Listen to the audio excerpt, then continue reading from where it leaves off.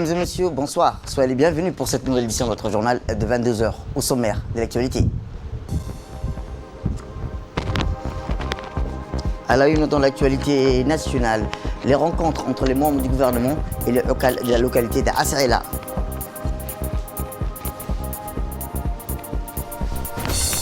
Et enfin, dans l'actualité internationale, l'OMS encourage la recherche sur les médecines naturelles. C'était les titres. Merci si vous nous rejoignez. À la une dans l'actualité, le président de la République, son Excellence Ismaël Omar Guelleh, a rendu aujourd'hui un vibrant hommage à la mémoire de feu Hanfari Ali Emirah, le sultan des Afars d'Aouza en Éthiopie, décédé hier à Addis Abeba en Éthiopie. Dans son message posthumé, le président de la République a décrit le défunt notable de modèle de leadership coutumier et traditionnel. Il forçait l'estime et l'admiration à travers sa disponibilité permanente à œuvrer au renforcement de la paix et de la fraternité, de la complémentarité des peuples de la région.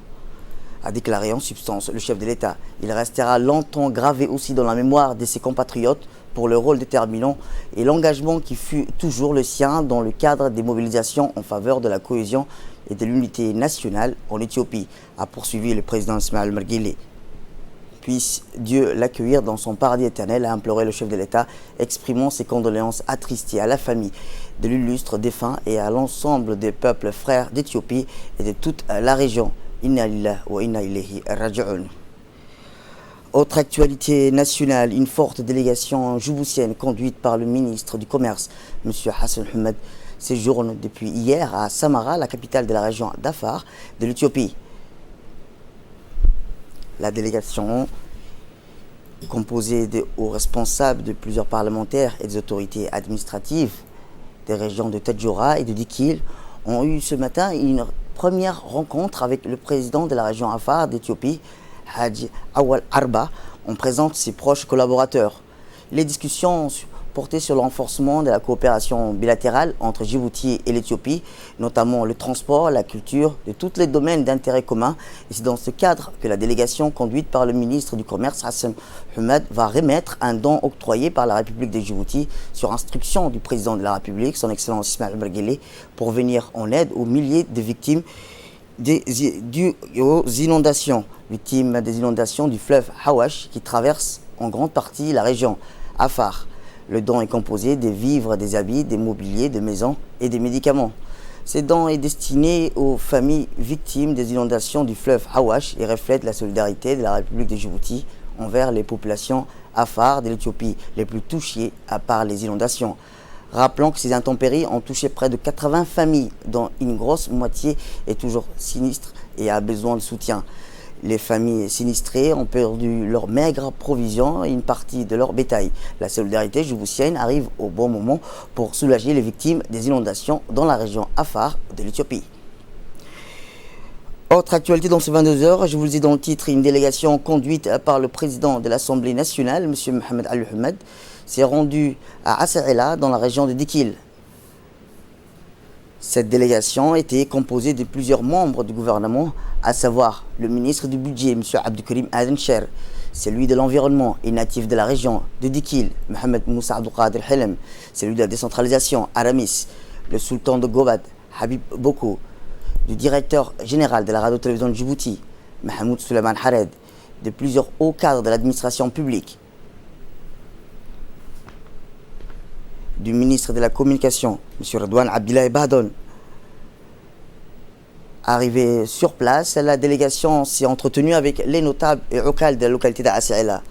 Plusieurs thèmes axés sur le développement socio-économique, les problèmes d'actualité de la localité d'Assaïla ont été au menu des discussions entre la délégation conduite par le président de l'Assemblée et les autorités ainsi que les représentants de cette localité d'Assaïla. Le préfet de la région et le président du conseil régional ont tour à tour souhaité d'abord la bienvenue à la délégation conduite par M. Mohamed Ali Ahmed, président de l'Assemblée nationale. En prenant la parole en premier, le président de l'Assemblée nationale, M. Mohamed Ali Ahmed, s'est dit très heureux de l'accueil réservé à lui et à sa délégation. Le président de l'Assemblée nationale, Mohamed Ali Ahmed, a précisé que cette visite s'inscrit dans le cadre de notre politique de proximité avec la population djiboutienne. Il a rappelé également le rôle joué par le Parlement pour le suivi et l'évaluation des programmes de développement. Dans un mot d'introduction, le président de l'Assemblée nationale, qui dirige la délégation mixte de la région de Dikil, a précisé que chacun a un rôle bien défini.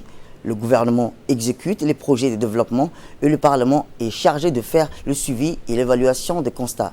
Si les promesses faites par les membres du gouvernement ont été concrétisées, le cas échéant de faire les plaidoyers pour accélérer les projets.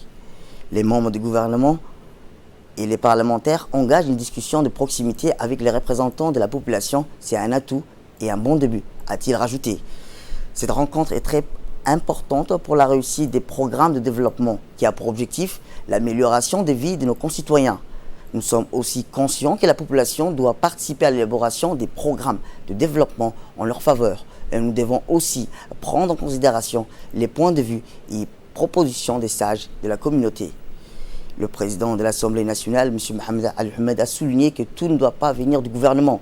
La population, la société civile ont aussi leur part pour accompagner les programmes de développement. Enfin, le président de l'hémicycle a promis que les rencontres de proximité avec les représentants de la population seront pérennisées.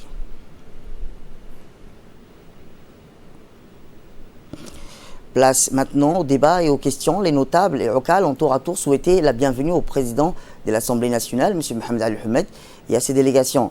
Il en par la suite fait part de leur satisfaction des services fournis par le gouvernement. Ils en sont confiés pour l'avenir.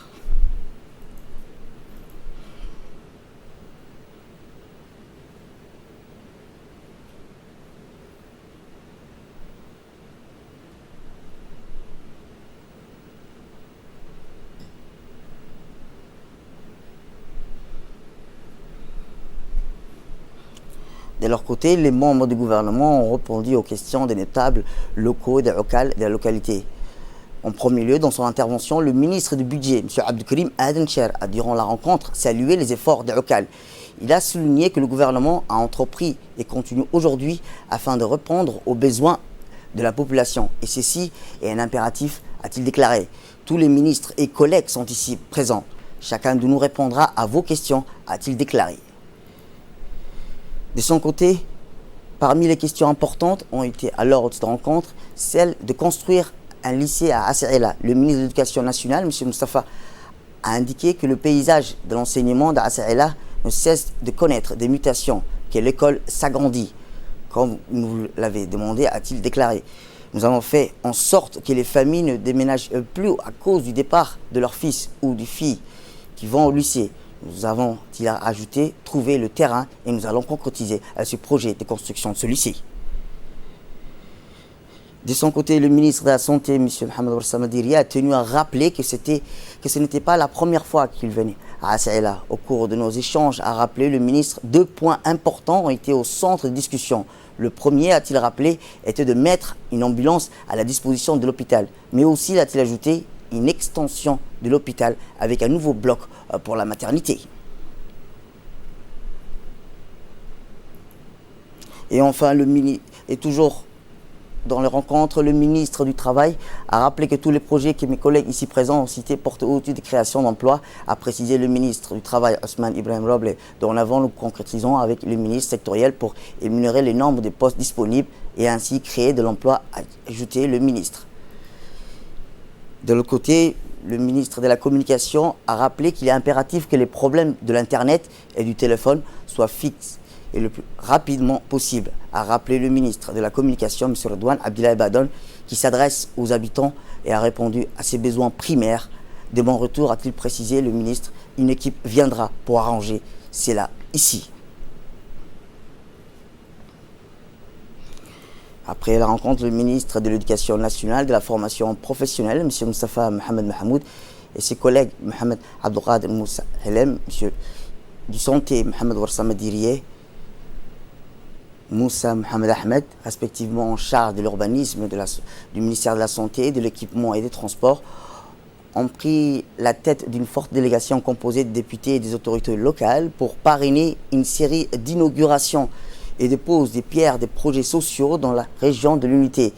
C'est à Assaïla que la délégation a démarré sa tournée par l'inauguration d'une école préscolaire construite avec le fonds privé. Il s'agit là de la première école de ce genre qui voit le jour en région et à la troisième au niveau national. Les ministères de l'Éducation nationale et le ministère de la Femme et de la Famille ont pris le relais en apportant les équipements et l'immobilier, ainsi que le personnel pédagogique et administratif pour assurer le bon fonctionnement de cet établissement scolaire. La délégation a ensuite pris la route de la localité de Koutabouya pour constater de visu les réhabilitations apportées à l'école et au centre de santé, qui ont fait peau neuve. Puis les officiers ont remis les kits scolaires et ont apporté des matériels scolaires divers aux élèves avant de se diriger vers l'AKB, où ils ont été identifiés des sites potentiels pour accueillir des nouveaux établissements scolaires, hospitaliers, ainsi que des projets touristiques dans un hôtel et au centre de thalassothérapie. Plus généralement, ces déplacements officiels s'inscrivent dans le cadre de la suite de la tournée du chef de l'État qui est allé à la rencontre de la population dans les régions afin de recueillir leurs doléances et écouter leurs attentes. Des propos enthousiastes partagés par ses collègues, M. Mohamed Abdelkader Moussa Halem et Moussa Mohamed Ahmed, ont appelé que les compatriotes ont moyen d'apporter leur pierre à l'édifice d'une offre d'enseignement adaptée et renforcée dans le milieu rural, aussi bien à Djibouti-Ville que dans les régions de l'intérieur. Les membres du gouvernement et les parlements ont joint leurs efforts, ont dit les ministres, pour assurer le suivi et la mise en œuvre de l'ensemble des projets d'infrastructures sociales promises par le chef de l'État. Et dans un mot prononcé à cette occasion, le ministre de l'Éducation nationale et de la formation professionnelle, M. Moustapha Mohamed Mahamoud, a souligné le caractère spécial de la nouvelle école préscolaire de Assaïla qui s'inscrit dans le cadre de l'élargissement de l'offre de l'enseignement au milieu rural. Écoutons-le. L'inauguration de l'école préscolaire de Assaïla est bien sûr un événement parce que tout simplement c'est la première école préscolaire dans les régions. Il en existe à Djibouti-Ville deux écoles publiques préscolaires, telles que bien sûr l'école préscolaire de Nassib, mais également l'école primaire, l'école préscolaire de Hodon Nord. Il s'agira de la troisième école préscolaire de la République de Djibouti. Donc, il s'agit d'une école préscolaire publique. Il en existe des classes préscolaires dans toutes les régions, mais une école entière, complète, il n'en existe que 3. Donc Assaïla est vraiment la troisième école préscolaire publique. C'est également un événement parce que cette école a été donc construite sous financement d'un bienfaiteur de la région de Assaïla. Donc, flambant neuf, cette école a été construite sur ce frais-là et le ministère de l'Éducation nationale a pris bien sûr le relais par la suite en mobilisant les enseignants, en mobilisant les équipements, les mobiliers, mais également en prenant en charge bien sûr tout le fonctionnement de l'établissement et de cette école. Nous avons ici la contribution du ministère des Femmes et de la Famille qui a également appuyé par un don d'équipement. Le fait d'aujourd'hui d'inaugurer cette école préscolaire à Assaïla montre vraiment l'avancée vraiment prépondérante et l'avancée réelle de l'éducation dans notre pays. Et donc bravo aux initiateurs de cette école, bravo aux personnes bienfaisantes qui ont donc fait don aux enfants de Assaïla, et bien sûr nous allons poursuivre également pour que dans les autres régions nous puissions bien sûr avoir des écoles complètes des préscolaires. Nous allons inaugurer l'extension du collège-lycée de Assaïla. Eh bien, dans le cadre de la politique du président de la République visant à promouvoir le tourisme, une délégation ministérielle s'est rendue au l'AKB dans l'objectif d'identifier un site pour la construction d'un nouvel aérodrome. Conduite par le ministre de l'Équipement et des Transports, Moussa Mohamed Ahmed, cette délégation est composée du ministre de l'Habitat et de l'Urbanisme, le ministre de l'Éducation nationale, le ministre de la Santé, le ministre du Travail. À cette visite a vu la participation du sultan de Gobat, des parlementaires ainsi que des autorités locales. Par la même occasion, le ministre de l'Éducation et le reste de la délégation ont également identifié un site qui va accueillir la construction d'une nouvelle école au l'AKB.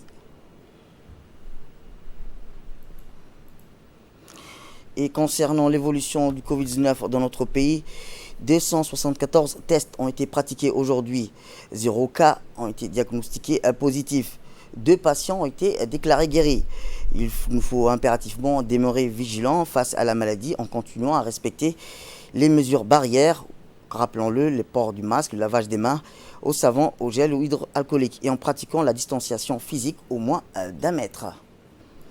Et dans le cadre des études d'évaluation des impacts des mutuelles communautaires et de développement engagées par le ministère de la Femme et de la Famille dans les 42 localités bénéficiaires, une équipe spécialisée de suivi et évaluation du ministère de la Femme et de la Famille s'est rendue à Lissabié, dans les localités reculées, pour une durée d'1 semaine. Cette mission, qui a bénéficié de l'appui financier de l'Union européenne à travers le FUNEAP, a pour objectif d'évaluer les changements qualificatifs induits par la création des mutuelles communautaires de développement des localités ciblées. Il est aussi question, au cours de la mission d'évaluation, d'organiser des focus groupés et de sensibiliser les leaders locaux sur l'importance du planning familial et des espacements des naissances pour le bien-être familial. Et dans la page sport, pour clore l'actualité nationale, la Fédération djiboutienne de tennis de table, en collaboration avec le Comité national olympique sportif djiboutien, ont lancé une formation d'entraîneur niveau 1. Cette formation, qui va durer jusqu'au 26 septembre, est destinée pour les jeunes pongistes, dispensée par l'experte en la matière, Mme Passinte Ousmane. Cette formation bénéficiera aux jeunes animateurs des CDC et les professeurs d'éducation physique. Le président de la Fédération djiboutienne de tennis de table a vivement remercié le secrétariat d'État à la jeunesse au sport pour ses appuis inconditionnels. Ces remerciements vont également au comité olympique, ainsi qu'à tous ceux qui ont de près ou de loin apporté leur contribution au lancement effectif de cette formation visant à une mise au niveau des entraîneurs de cette discipline sportive. De décentraliser les activités de la pratique du tennis de table dans les CDC. Donc, chers stagiaires, ce n'était pas facile d'organiser cette formation en ces périodes où le monde est perturbé par les Covid-19. Cela s'est rendu possible par un travail de collaboration avec le Comité national olympique et le soutien sans faille de la présidente du Comité olympique, Mme Acha Ali Garat.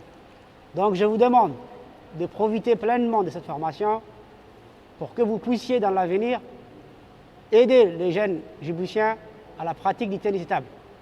Donc il faut être assidu, à l'air et profiter de la formation qui va se durer pendant 6 jours.